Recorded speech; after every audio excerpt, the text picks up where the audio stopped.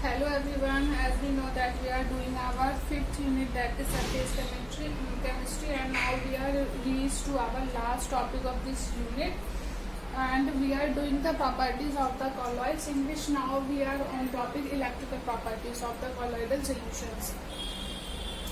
Before this we understood the optical properties and the nature of the colloidal solution, etc., and Tyndall effect also. Now we will just understand that what is this electrical property of colloidal solution.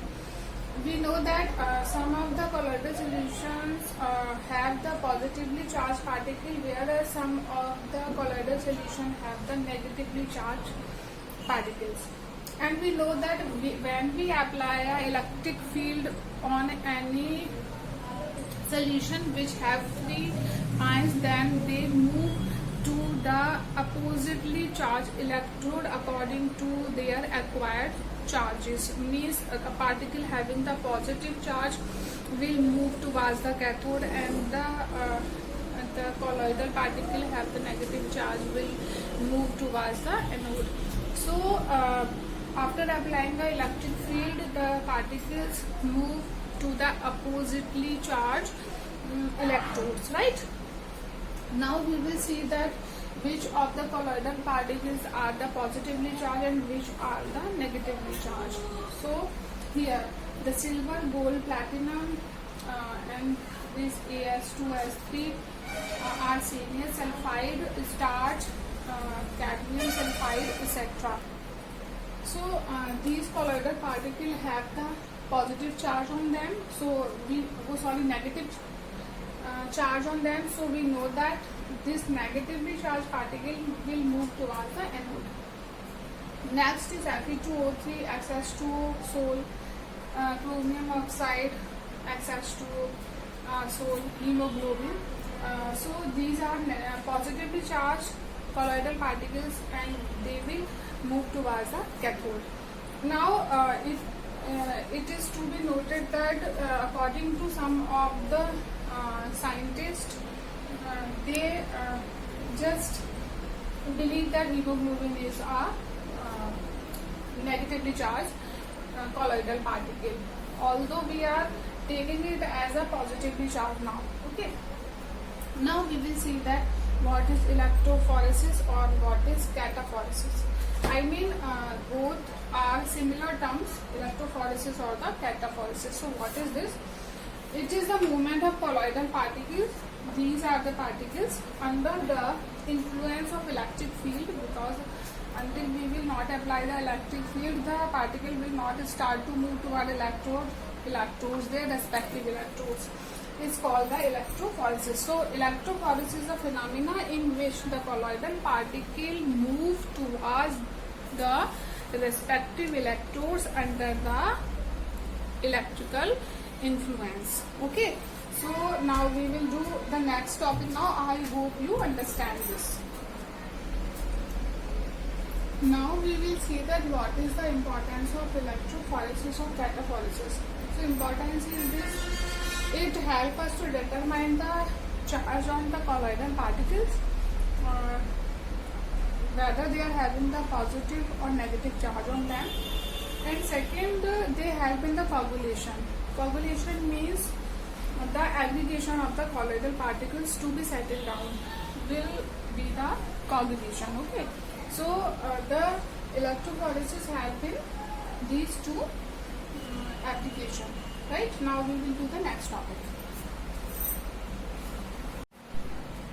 Now see the next topic, that is origin of charge on colloidal particles. Although we know that colloidal particles have whether the positive charge or negative charge on them, but how these charges originated, we will see that. So it is according to the preferential absorption theory, in which that colloidal particle do the preferential absorption of ions.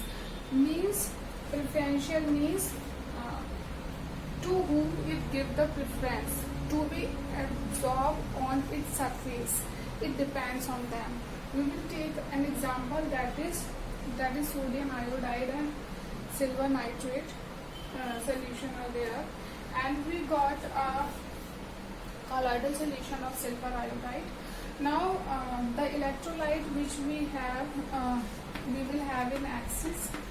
Okay, so this compound we have in axis, so this I will go with the silver, and although we are having it in axis, then it will acquire this colloidal particle will acquire the positive charge. Now what about the NO3? Now this NO3 will remain in the solution. These particles also remain in the solution to maintain the neutrality of the colloidal solution, because there will be equal number of positive and negative charges in the solution, right? If we have the continuous dialysis of the colloidal solution, then we will see that the colloidal particles will use to coagulate, means वो एक दूसरे से चिपकना शुरू हो जाएंगे और वो settle down हो जाएंगे बॉटम में. It shows that colloidal particle itself does not have any charge. उनके ऊपर खुद से कोई चार्ज नहीं होता है. When we add a small amount of electrolyte in it, then they acquire a charge on them. Whether it is positive or negative charges, it will depend on the preferential adsorption of the charges by the colloidal particle on its surface. Okay, so it is a topic completed now. Now we will go for the next topic. So we just understood that how the charge originated on the surface of the colloidal particle. Now we will see a next one, that is Helmholtz electrical double layer. Then what is this layer?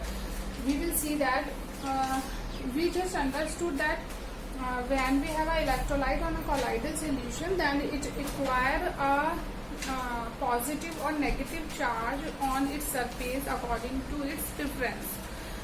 When a positive or negative layer is formed around the colloidal particle, then it starts to attract the oppositely charged ion present in the medium towards it. So a second layer of the ions formed around a first layer. So that second layer, when the formation of the second layer takes place, then it is known as the Helmholtz electrical double layer structure. Means first layer was originated due to the preferential adsorption on surface.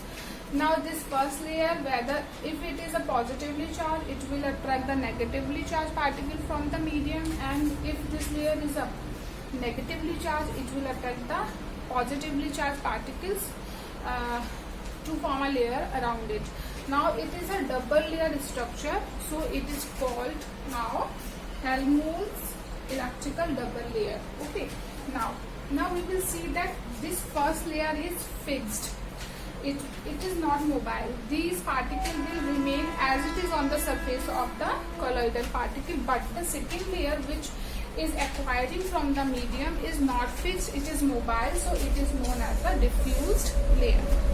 Now in between the fixed layer and the diffuse layer, because these are the matter of charges, positively and negatively charges, so they have the potential difference in them, and this potential difference which these both layers are having is known as the zeta potential or the electrokinetic potential. So what is zeta potential? It is a potential developed between these two layers, that is fixed layer and the diffuse layer of the charged particle, and it is also known as the electrokinetic potential. So I hope you understand these terms. Now we will go for the next topic. Now we will see that what is coagulation or precipitation. I hope you are familiar with the term, that is precipitation, and the precipitation is similar to the coagulation. So the collection of the colloidal particle at a place, we can say that it is a coagulation or precipitation, right? So Conversion of the colloidal solution into precipitate is called the coagulation. The methods of coagulation which we will follow to coagulate the colloidal solution are: the first one is by continuous dialysis. When we do the continuous dialysis of the colloidal solution, then all the electrolyte which we just mixed with the colloidal solution to make it stable will be washed out, and the particles will have no more charges on them and they will coagulate. Okay, so it is by continuous dialysis we can coagulate the colloidal solution. The next one is mutual coagulation. Mutual coagulation means that when we mix two oppositely charged colloidal solution with each other, then they will neutralize each other and coagulation will take place. For example, that ferric oxide and arsenium sulfide, when mixed together, it is positively charged, it is negatively charged, so coagulation takes place. Next is electrophoresis. When electrophoresis is conducting by us, then what will happen? The particles from the electrolyte will move towards oppositely charged electrons and deposit it there. So it is also helping the coagulation. By boiling, if we boil a colloidal solution, then the adsorbed layer will disturbed out, and these the charges and the dispersion medium both will disturb and coagulation will take place because of the disturb in the adsorbed charge on them. Next, by adding excess of electrolyte. When we just add the excess of electrolyte in any coagulation solution, because small quantity of the electrolyte is required for the stability of the colloidal solution. So when we have the excess of electrolyte, then the oppositely charged ions present in the solution will neutralize the positively or negatively charged particle of the colloids, and coagulation will take place. So here the introduction to the coagulation and the methods by which the coagulation can take place. So this topic is over here. Now we will go for the next topic now. Next.